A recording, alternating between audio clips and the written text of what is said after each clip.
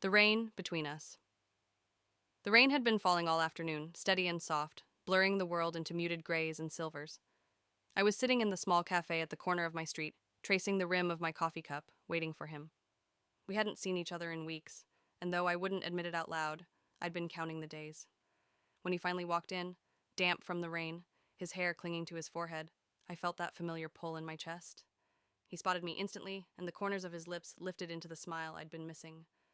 We talked for a while about nothing in particular: the weather, a book he'd just finished, the new song I couldn't stop listening to. But underneath our words, I felt the tension, the unspoken question of what are we now? Eventually, he reached across the table, brushing his fingers against mine.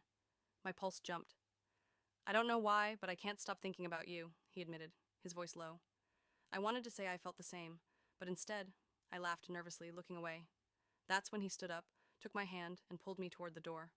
We stepped out into the rain, the air cool and alive against my skin. The street was nearly empty, the sound of water filling the silence between us. And then, without warning, he kissed me. Not carefully, not hesitantly, but like someone who had been holding back for far too long. The rain soaked us through, but I didn't care. The world could have ended right there, and I wouldn't have noticed. His hands were warm against my face, his breath mingling with mine. When we finally pulled away, he rested his forehead against mine. I don't care what this is, he whispered. I just want it to be real. In that moment, with rain dripping down my cheeks and my heart beating like it might break free from my chest, I realized I wanted the same thing.